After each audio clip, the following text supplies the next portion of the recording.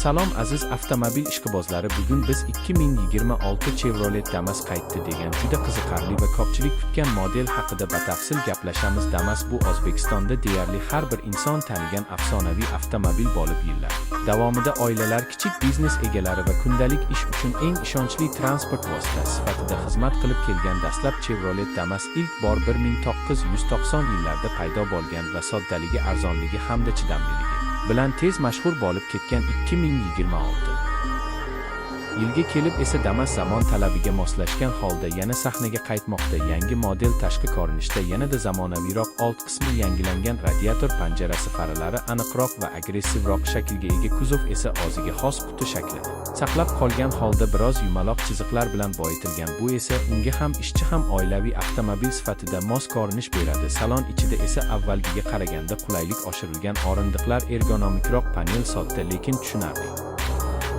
Multimedia tizimi, konditsioner va elektr oynalar kabi funksiyalar kundalik hayotni ancha yengillashtiradi. Texnik tomondan qaraydigan bo'lsak, Damas an'anaviy tejamkorlikni saqlab qoladi. Eski 8 litrli dvigatel o'rniga ayrim bozorlarda yangilangan kuchliroq va ekologik talablarga mos dvigatel taklif qilinishi mumkin. Bu esa yuk bilan harakatlanishda va shahar tashqarisida o'zini yanada ishonchliroq tutishiga yordam beradi. Yoqilgi sarfi hali ham kam, bu esa Damas'ning eng katta ustunliklaridan biri hisoblanadi. Raqobatchilar bilan solishtirganda, masalan Chevrolet Labo yoki Xitoyning arzon minivan modellari bilan Damas servisning arzonligi, ehtiyot qismlarining oson topilishi va uzoq yillik tajribasi bilan ajralib turadi. Narx masalasida esa 2026 Chevrolet Damas hamyonbop segmentda qolishi kutilmoqda. Bu esa uni yana eng ko'p sotiladigan avtomobillardan biriga aylantirishi mumkin. Uning asosiy sotuv nuqtasi bu ishonchlilik, soddalik va real hayotga moslashganligi, ya'ni u hashamatli bo'lmasligi mumkin, lekin har kuni ishga, bozorga yoki yuk tashishga chiqadigan insonlar uchun ideal tanlov bo'lib qoladi. Xulosa qilib aytganda, 2026 Chevrolet Damas